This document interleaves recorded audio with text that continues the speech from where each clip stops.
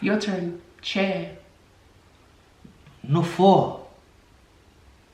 What matua? Oh, value villa no four to no four. No. Yeah. Why is it hot? Why would a chair be hot? Because my ass is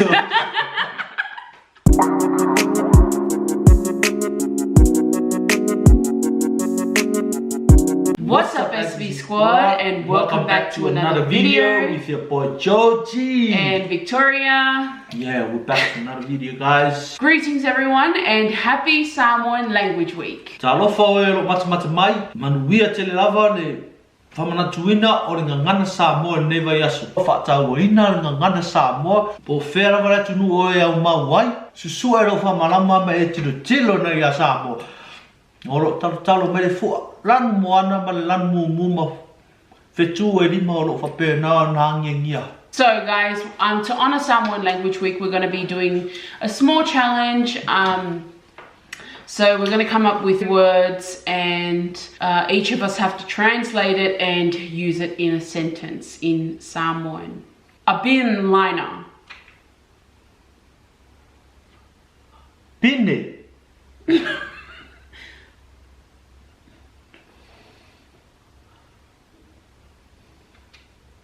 No. Pine. Bin liner. Yeah, o pingi o le lai, o le pingi ka ko rava lava. O le pingi e whai, what are you pin liner? What? You're just angry because you got it wrong. It's alright if you get it wrong. No, it is wrong. Ngau ke ia la wa umma mo lo ponche ri fam kala ma fa fera ngai do ka ka fa. I said bin liner and you said bin. Binne. I said no, that's not right. right. Yeah, fa fera fam kala. Ke ia wa mo lo ponche. Kettle. Teapot. Sa faila ti ile teapot. Boxing gloves. That is so not fair, Ossie. What? Boxing gloves. Boxing gloves. It's mea whai pere. Yeah, right. So walui whafo ma o mea whai pere ia o ke korengi ai. Hey, right. Hey. Fan. Leili, ua matua ve vela tele se I wha ngā atu leili le tapili ai sina ea mua. Candle. Mori ngao. Kukuna mori ngao ia.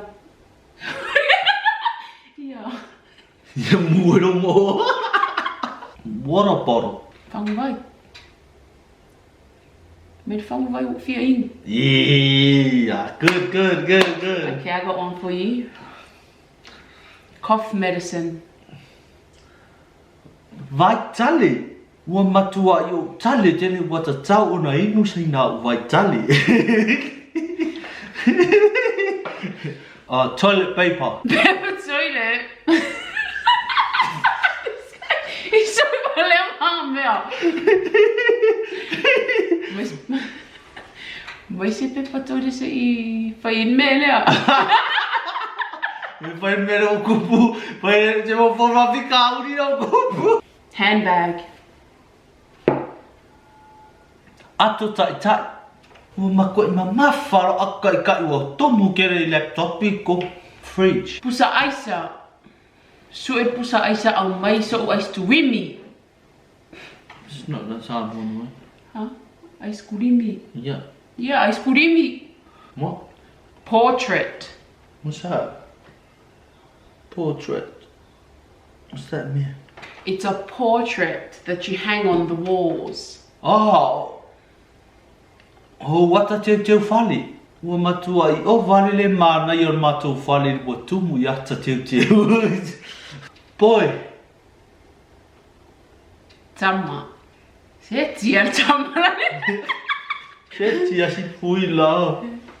Se tia tamara. Yeah. Yeah, that's good. Yeah. Band-aid. Ole mea whapipi manua. Is it? Ai, whapi e ro mango. Yeah. Ole.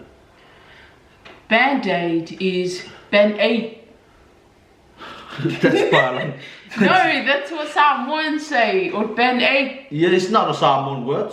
That's still in English. Samoan word or band-aid. Me whapi manua. Pula vea nei lo lima. Pua o mana o ai mai se me whapi manua whapi e. Wristwatch. Wristwatch. Yeah. Wati tau lima. Watala se fie no wati tau lima. Yeah. Watala se fie no wati tau lima. He just turns my game off. Don't forget, guys, wherever you are, wherever you live, remember you are Samoan. Appreciate your country. Your turn. A book. Book. Tusi whai tau. Yeah. Ua matua o lei loa, rawa se mei tu tono nei tusi whai tau. That's the truth. No, it's not a truth, that's the sentence. But I understand what is in the book. I read every day. Trees. Trees. Sla au. Sentence. Si ala lo ko rue pe anu la au la. Si ala ko rue pe anu la, pa umi la lo uma. Yeah. Waterfall. Le vai tafi. Ah. Ua matua I o fia taha ele la vai le mana I le vai tawhera. One more for me, then it's game on, boy. Cars. Car. Oh, car. Car. Car. Ta vale. Si yang na no to over fa ti e o mata vale. Your turn. Chair. No for. Ua matua I o vale vela no for te no for. No. Yeah. Why is it hot? Why would a chair be hot? Because my ass is because my ass is shit all day. That's true when he plays Fortnite. YouTube. YouTube. What YouTube? Wa e makamaki video Siaosi and Victoria lai no YouTube. Good. Okay, this is your one. Window. Whaamalama. Mua matua I ki lea tu ala wa aina wharele ai. Ngai le latu whaamalama. Sports shoes. Te vai ko rengi. Sentence. So walu de gym mo se vai ko rengi here. Alright. What's up with my head bobbling? Bed. Moenga. Ua matua I manai ala wale te wina ma moenga. These are our last words that we're going to be translating, and we're going to end it off there. Yeah. It was just a short, light-heart, funny game. But Aussie, translate to me, love. Alofa. Ia e alofa I le lua te tua oi pēr na alofa mai le li ia te oi. In other words, forgive. Whamaharu. Baby. Whamaharu ia ua uma moku pero kama.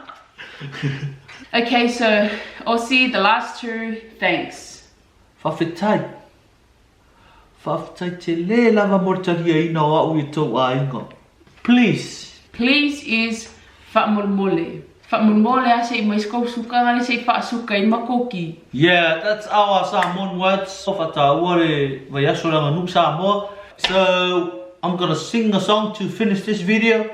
The old song. Yeah, this is our song for you guys. Yeah.